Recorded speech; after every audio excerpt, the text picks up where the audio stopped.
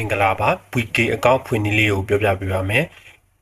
Puiki Gago, a loizone, a miazon Punili Pipade, Genolo, General Patama Puyoma, Puiga account Punilio Denae, Tabime Puigama, Pasua de Majara, Kumpomiari, Pite Pitanai Shie, Edihaya, Bajon Lebulu. Charles or General Dini Puyoma, a jet win Chimia Bame, Dua a couchare, one general with a cardijo as an avio, Pobi, the cardijo, Poncore, and the Poncore for General. ဖုန်းခေါ်တဲ့ဖုန်းရဲ့နောက်ဆုံးပိတ်၄လုံး6လုံးတို့မဟုတ်၄လုံးကကျွန်တော်တို့ကဘူကီကောက်ကိုဖော်ထည့်ဖို့အတွက်ကုန်းနံပါတ်တွေဖြစ်တယ်เนาะတချို့တွေကဒါကိုမတည်ဘူးပတ်စဝတ်ချမပေးဘူးပတ်စဝတ်ချမပေးဘူးဆိုပြီးတော့ပြောလာကြတယ်ပေါ့ဒါကိုကျွန်တော်အခြေတဝင်းပြန်လဲရှင်းပြပြီးတော့ဘူကီကောက်ဖွင့်နေလို့ကျွန်တော်ပြောပြပြရမယ်ဒါကြောင့်မို့ဗီဒီယိုလေးကိုအစအဆုံးကြည့်သွားလိုက်ပါโอเคဒါဆိုရင်ကျွန်တော်တို့ကဘူကီအကောက် software လေးကိုမတောင်းရလေ Play Store မှာတွားပြီးတော့ကျွန်တော်တို့ကပေါ် server မှာတွားပြီးတော့ဘူကီလို့ရိုက်ချလိုက်ပြီးရင်ကျွန်တော်တို့ကဒီဘူကီအကောက် software လေးကို download ပြီးလိုက်ကျွန်တော်က download ပြီးဖြစ်တဲ့အတွက် open လုပ်ပေါ်ပြီး open လုပ်ပေါ်ပြီးဆိုကျွန်တော်တို့ကအပြင်ထွက်လိုက်မယ်ကျွန်တော် home key နဲ့ပဲထွက်လိုက်မယ်ပထမဆုံးနဲ့ဘူကီ software လေးကိုတစ်ချက်ဝင်လိုက်မယ်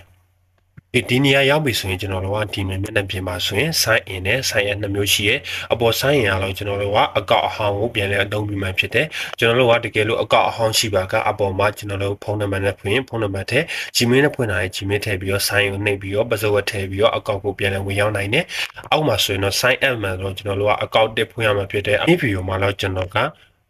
အကောင့်တစ်ဖွင့်ပြီးရုပ်ပြပြပေးပါမယ်ဒါကြောင့်မို့လို့အပူရိုလေးကိုအဆုံးအောင်ကြည့်လိုက်ပါโอเคကျွန်တော်တို့ကပထမဆုံးနဲ့ account တစ်ခုမှအတွက် sign up ကိုနှိပ်လိုက်မယ်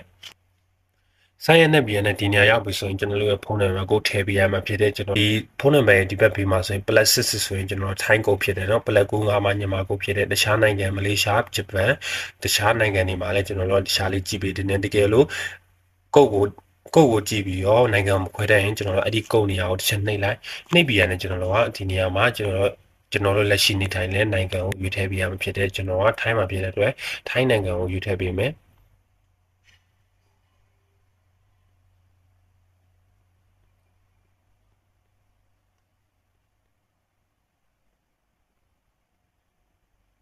ဒီမှာဆိုရင်ထိုင်းလန်ပေါ့နော် +6 ဖြစ်တယ်ပြီးရင်ကျွန်တော်တို့ကထိုင်းဖုန်းနံပါတ်ထည့်ပေးရမှာဖြစ်တယ်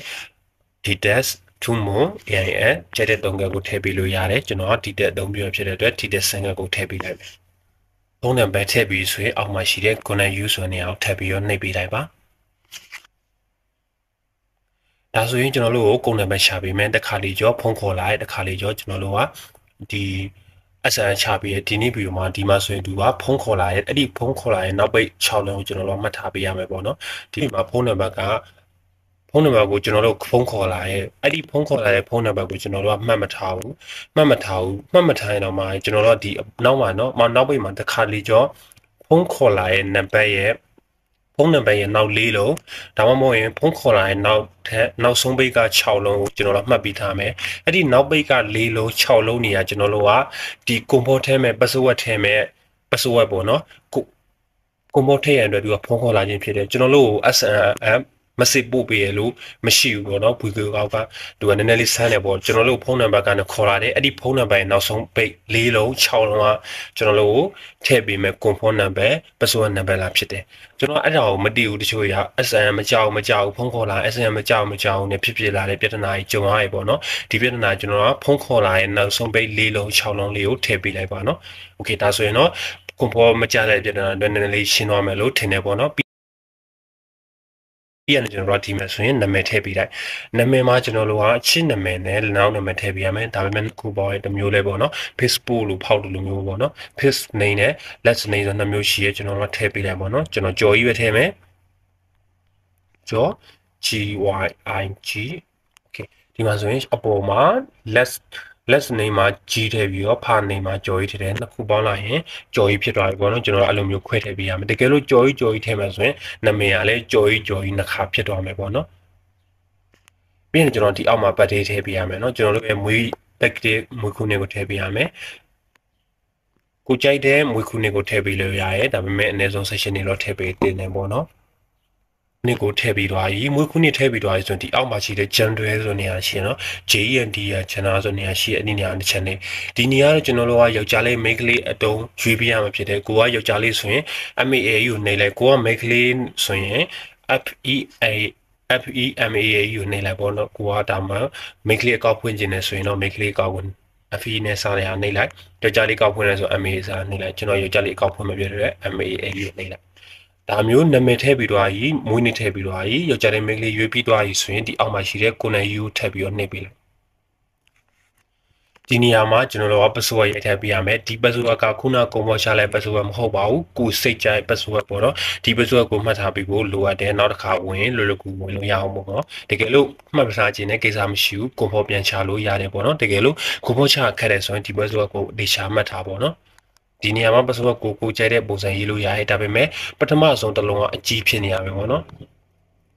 password ရေးတဲ့ခါမှာတတိထားပါတော့ဒီ VK ကောက်က password ရေးနည်းနည်းလေးချုပ်တယ်ပေါ့နော်သူကပထမဆုံးစလုံးကိုအကြီးတစ်လုံးရေးပေးရတယ်မဖြစ်မနေရေးပေးရတယ်နောက်ကအသေးလေးရေးပေးရတယ်ပြီးတော့ကဏ္ဍပေါင်းထည့်ပေးရတယ်အခရာနဲ့ကဏ္ဍရောထည့်ပေးရတယ်နောက်ကကျတော့ hashtag လေးကျန်တဲ့ဟာလေး question mark လေးပါလေးညာလေးတင်ကြတာပုံစံမျိုးလေးထည့်ပေးရတယ်ဒါအစုံလုံးထည့်ပြီးမှလည်းသူက password ကိုအတည်ပြုပေးရပါတော့ကျွန်တော်တို့ password ကိုဒီပုံစံတိုင်းအတည်ပြုပေးပြီးမှကျွန်တော်တို့က password ကအမှန်ကန်ဖြစ်တယ်ပေါ့နော်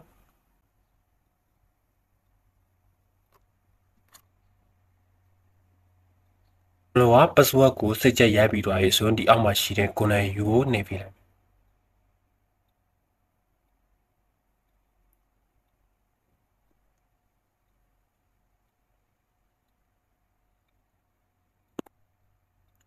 ပြီးရင်ကျွန်တော်ဒီနေရာရောက်ပြီဆိုရင်ကျွန်တော်က skip ကိုနှိပ်ပြလိုက်မယ်ပြီးရင်လည်းကျွန်တော်က AD1 တငယ်ချင်း MS ဆိုရင်တငယ်ချင်းနှိပ်ပြလိုက်ကျွန်တော်တို့မအပ်သေးဘူးဆိုရင် skip ကိုနှိပ်ပြလိုက်ဒါကတော့ကျွန်တော်တို့နားထောင်ခြင်းနဲ့ဝါဒနာတစ်ခုရွေးပြရမယ်ဖေးဖို့လိုမျိုးကိုကြိုက်တဲ့ဝါဒနာတစ်ခုရွေးထည့်ပေးလိုက်ပေါ့နော်ကိုက BI ကြည့်များတယ်ပေါ့နော်ကျွန်တော်ကဒီက ID ကြည့်မယ် music တွေနားထောင်မယ် mode တွေစကားကြည့်မယ်ပေါ့နော်ဒါကြည့်ပြီးရင်ကျွန်တော်တို့က corner view ကိုနှိပ်ပြလိုက်တစ်ခုခုတော့ရွေးထည့်ပေးလိုက်ပေါ့နော်